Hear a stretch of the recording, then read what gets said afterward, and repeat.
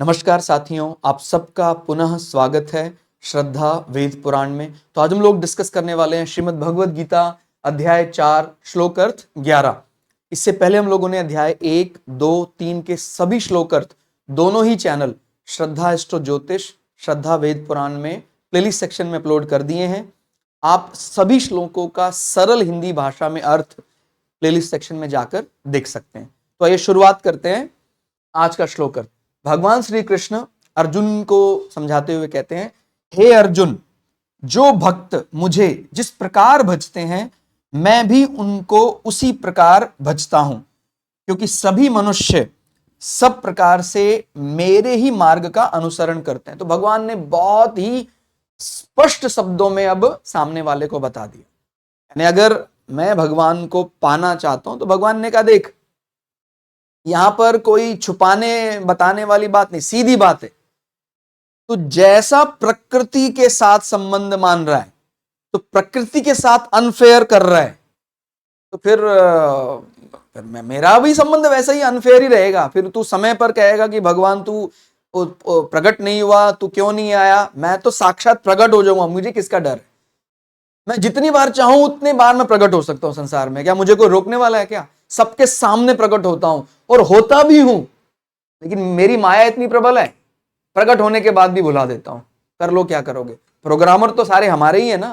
तो जब भगवान प्रकृति को अपने अधीन करके कहीं भी प्रकट होने का दमखम रखते हैं और उसके माने हर प्रकार से प्रकृति उनके अधीन है, हम कहीं किसी कोने में भागकर झूठ बोल दें भगवान के सामने, भगवान की सर मैं तो सही बोल रहा हूं, ऐसा नहीं है। वो तो सारा ताना बाना भगवान के अधीन है, आप इस प्रकृति के बाहर तो जा नहीं सकते हैं। तो जब हम गारंटी और वारंटी, ये शब्द होते हैं दो, कि भाई आपको ये गारंटी लेनी पड़ेगी, आपको ये वारंटी लेनी पड़ेगी, अगर कुछ गड़बड़ हुई तो आप रिस्पॉन्सिबल होंगे। तो ये गारंटी कौन ले ले? आप ले लो, सीधी सी बात, बहुत ही सरल मार्ग है।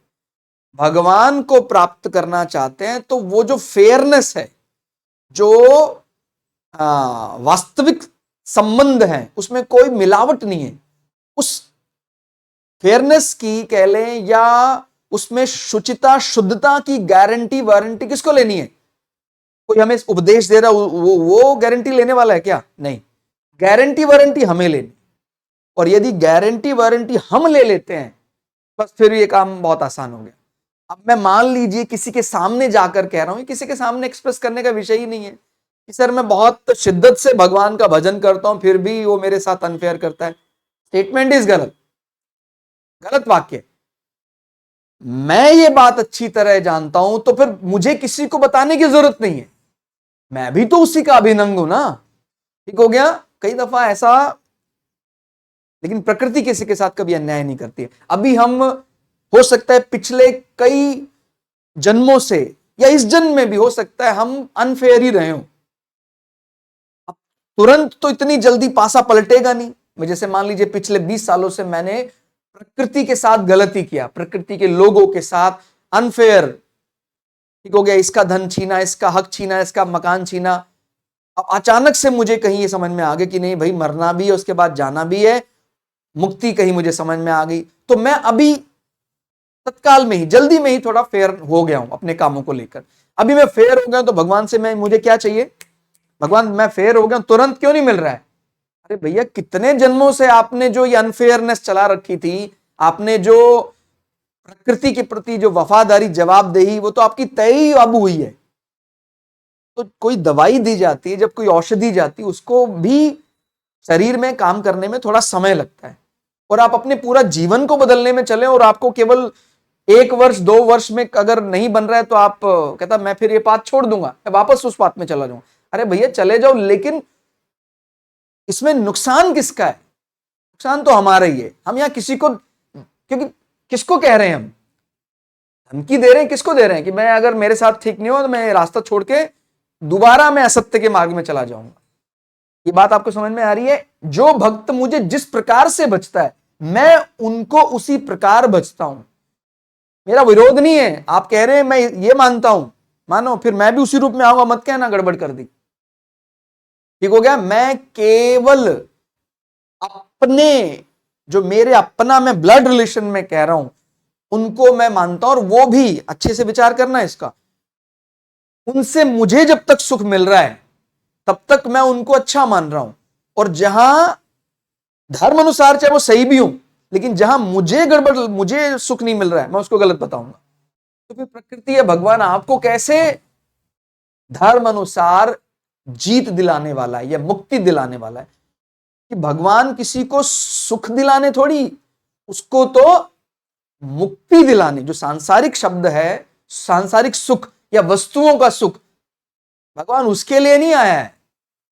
ठीक हो गया? हमें ये बात समझनी, सांसारिक सुख, संसार की वस्तुओं से प्राप्त होने वाले सुख तो बहुत तुच्छ है। तो यदि हमने यही कामना कर रखी है कि मुझे तो भाई संसार की वस्तुओं वाला सुख ही चाहिए, तो भगवान वो आपको सुख दे भी देगा, लेकिन बाद में ये मत कहना अब मुझे मरना भी पड़ेगा। आपने वो उसी प्रकार का जीवन डिजाइन किया था कि आपको चाहिए केवल, और ये सारी वस्तुएं संसार में है जो वो नश्वर है, उनको नष्ट होना है। क्या वस्तु, क्या व्यक्ति, आपका संबंध केवल शरीर से माना आपने, आपने इससे ऊपर किसी चीज को समझने का प्रयास नहीं किया, आपने कोई मति वहां आगे लगाई नहीं। इसलिए ये जो भगवान के साथ हमारा संबंध है, बड़ा सोच विचार के बनाना है। ठीक हो गया?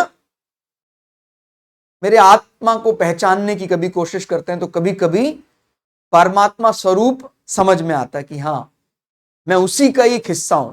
तो जब व्यक्ति उसकी कामना करता है, उस अनंत शक्ति की कामना करता है और लगातार उसके ही काम में लगा रहता है, अपने कर्मों को भी प्रकृति की सेवा समझकर जब करता है, तो फिर भगवान वो दे देते हैं जो पारलौकिक विषय है, जो बुद्धि मन का विषय नहीं है।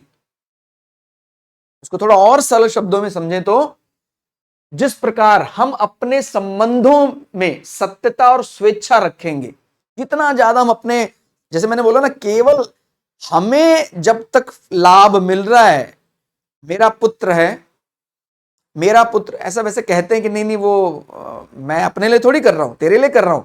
लेकिन जिसको धर्म की सही समझ नहीं है, वो क्या समझता है, जब तक मेरा बेटा मेरे यश को बढ़ाने का काम करे, यहां जो मैंपन है, हो सकता है वो धर्म अनुसार सही है, क्योंकि मैंने वो धन धर्म से कमाया, तो मेरे पुत्र ने मेरी हां में हां मिलाना बंद कर दिया।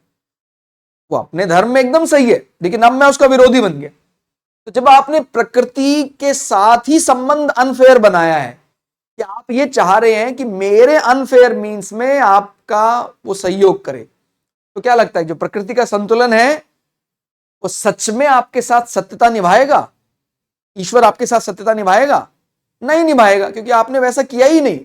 तो बहुत सरल तरीका भगवान बता रहे हैं, आप एकदम जैसा वो कर्तव्य परायण होकर काम करें ना, आपका वो कर्तव्य सेवा समझकर, मेरी संतान है, मैं उसको पढ़ाया लिखाया, अब वो चाहता है कि नहीं मैं पिताजी वहां जाकर रहना चाहता हूं, कोई समस्या नहीं है, मेरा कर्तव्य मैंने पूरा किया, आप वहां रहें, प्रसन्न रहें। कि मैं अलग प्रकार कार्य करूंगा जो आपके अनुसार ठीक नहीं है, कोई बात नहीं है, आप भी प्रकृति का स्वरूप है, आप भी तो परमात्मा का ही अंश है। जो मेरे मन में ऐसा विचार आ जाता है, आप फले फूले पूरी तरह से, मेरे मन में कोई विकार नहीं है, उसकी गारंटी और वारंटी मैंने ली है, दिखाने की जरूरत नहीं है। मुझे पता है मैंने जो आपको आशीर्वाद दिया है वो 100% करेक्ट है। मैं बिल्कुल आपसे ये एक्सपेक्टेशन नहीं रखता हूं कि आप मेरे लिए, केवल मेरी चौकीदारी के लिए आप रहें। अलग अलग विचार हो सकता है, मैं लेकिन केवल एक उदाहरण देकर ये बात बता रहा हूं। और जो केवल नहीं नहीं मेरा एसेट से तू मेरे पास ही रहना पड़ेगा तेरे को, ऐसा जब हम किसके लिए, केवल अपने अहम को बनाए रखने के लिए, तो फिर ईश्वर या प्रकृति भी आपके साथ वैसा ही बर्ताव करने वाली है। ठीक हो गया? तो पूरी तरह फेयर, मुझे जो प्रकृति से मिला मैंने प्रकृति को दे दिया, इसमें मेरा कहां से आ गया? ठीक हो गया?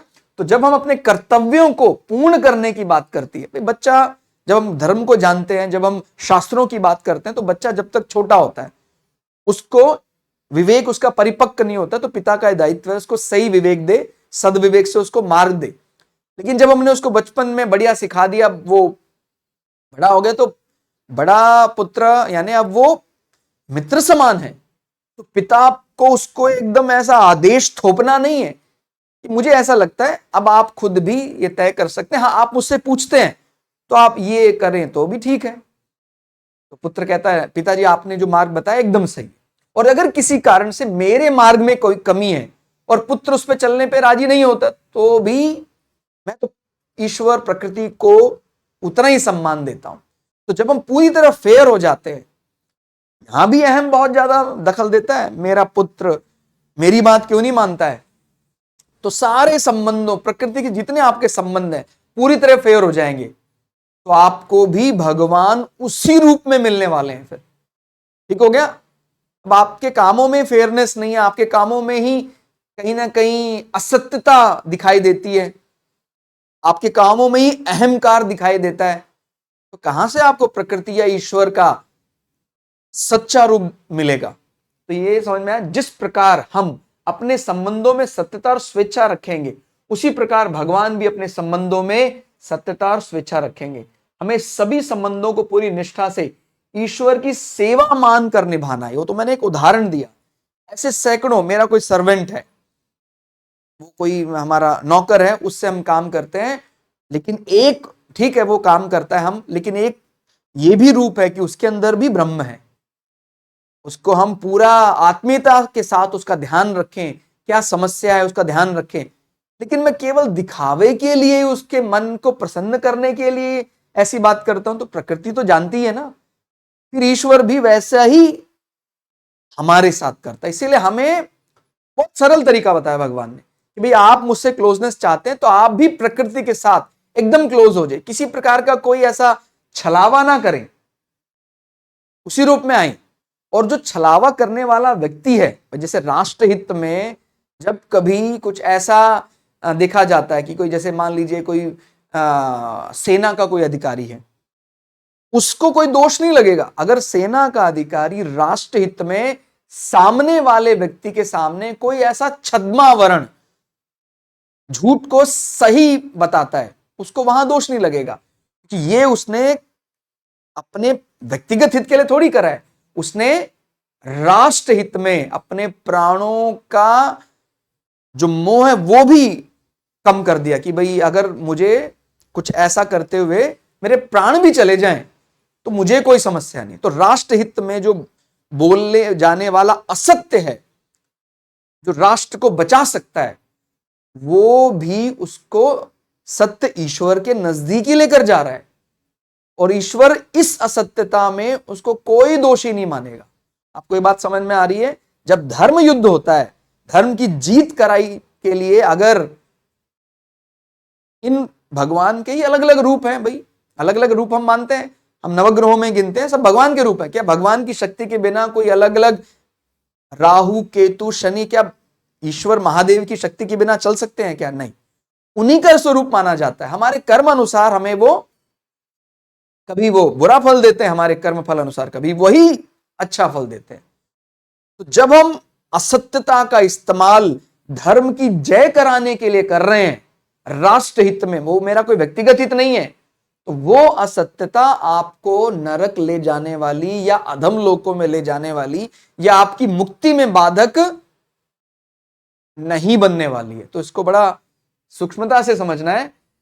यदि हम प्रकृति से त्रुटिपूर्ण संबंध रखेंगे तो ईश्वर प्रकृति भी हमसे त्रुटिपूर्ण संबंध रखेगा। भाई हमने केवल दिखावे की जिंदगी जीनी शुरू कर दी तो ईश्वर भी फिर कि भाई तूने आज तक मेरे सामने दिखावा ही किया तो मैं भी दिखावा ही करूंगा, तुझे रियलिटी कभी नहीं दिखाऊंगा, जो फैक्ट है संसार का वो नहीं दिखाऊंगा। तुझे बार बार मरना है, बार बार जीना है, इसी ट्रैप में फंसा रहे, क्योंकि तूने कभी भी मेरे सामने फेयर वर्क नहीं किया है, सही कर्म नहीं किया है, तो मैं भी उसी रूप में रहूंगा। और हम अपने को केवल शरीर मानकर अपने लिए वस्तुओं की आवश्यकता मानते हैं। भगवान से क्या मांगते हैं? भाई ये दे दे, वो दे दे, वो दे दे, तो फिर भगवान भी उसी इच्छा, तो भगवान भी इन वस्तुओं के रूप में हमारे सामने आते हैं। हम असत्य में स्थिर होकर देखते हैं तो भगवान भी असत रूप में ही दिखते हैं। हम असत्य रूप में ही देखेंगे तो भगवान भी असत्य रूप दिखाई देगा, और जैसे ही हम सत्यता को पा लेते हैं तो भगवान भी जो उसका वास्तविक स्वरूप है उस रूप में प्रकट हो जाते हैं। तो ये भी बात अपने को समझनी है, वो उस एट दैट इंस्टेंट, उस समय के लिए वो गलत नहीं है, उसकी मानसिकता ही उतनी थी, तो भगवान ने वो जितना एलिजिबल था, वो जितना उसको सक्षम था, उसी अनुसार भगवान ने वो रूप दिलाया, उसको दिखाया। लेकिन वो रूप उसको हो सकता है स्वर्ग दिला दे, सांसारिक लाभ दिला दे, वस्तुओं का आनंद दिला दे, मुक्ति, वास्तविक आनंद, परमानंद नहीं दिला सकता है, क्योंकि उसने कभी उस चीज को समझा ही नहीं, मांगा ही नहीं।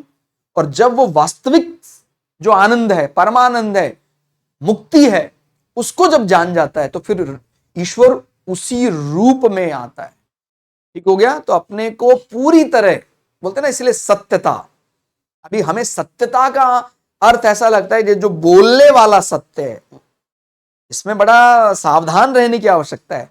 केवल वाणी से बोला जाने वाला सत्य ही क्या सत्य माना जाएगा?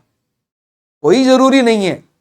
राष्ट्रहित में धर्म की जय कराने वाला असत्य भी सत्य समान ही माना जाएगा। ठीक हो गया? तो तुम अपने आप को मुझे दे दो, भगवान बहुत सरल तरीका बता रहे। अब इसमें ये सब क्योंकि मुझसे कुछ छुपा नहीं है, इसलिए बार बार ये पैकेजिंग बदलने की जरूरत नहीं है। कभी आप ये कह देते हो, कभी वो। सीधी बात बताओ, मैं तो आपके मन का मन हूं, आपकी बुद्धि का बुद्धि हूं, तो मुझे कहां आप ये इस प्रकार की बात बताओ। सीधी बात बताओ, शरणागति हो जाओ, तुरंत आपको मुक्ति मिल जाएगी। तो तुम अपने आप को मुझे दे दो, मैं भी अपने आप को तुम्हें दे दूं। जब बीच में ये संसार के दिखावे, क्योंकि वो तो सब माया, वो तो भगवान के अधीन है, आप उसका इस्तेमाल कहां भगवान के लिए कर रहे हैं? भगवान तो सब जानता है। तो जब हम भगवान के शरणागति हो जाते, शरणागति का माने भगवान अब जो जैसा मैं था, मैं वैसा ही आपके चरणों में अपने आप को समर्पित करता हूं। कोई फरेब, झूठ, कुछ भी मैं अपने मन में नहीं रख रहा हूं। मैं जैसा हूं मुझे स्वीकार करो, वैसा ही रहूंगा। केवल बोल रहा हूं, बोलने के लिए नहीं कह रहा हूं, आजीवन तेरे चरणों में वैसा ही रहूंगा। तो जब इस प्रकार से हम अपने आप को भगवान को समर्पित कर देते हैं, वो भगवान तो दया का ही सागर है, वो तो है ही दया स्वरूप। वो तो शत्रुओं को भी कहता है, भगवान श्री राम ने भेजा कि अंगद को, इतना होने के बाद भी आज सेनाएं उसके, रावण के द्वार पर आ गई हैं, इतना सब मेहनत करके हम यहां तक आए हैं, इतना होने के बाद भी यदि वो सीता जी को वापस कर दे और क्षमा मांग ले, हम वापस चले जाएंगे। कितनी बड़ी बात, कितनी बड़ी बात है। किसी में ऐसा विचार है किसी के पास? अगर वो पहुंच जाते हैं युद्ध के लिए कोई और, तो कहते हैं भाई युद्ध तो हमें करना ही है, वो दे ना दे हमने भगवान ने कैसे कहा कि मैं तो सबका हित चाहता हूं, मैं कोई तेरा विरोधी थोड़ी हूं, तेरे सामने में युद्ध करने हैं, वो भी तेरा हित करने आए।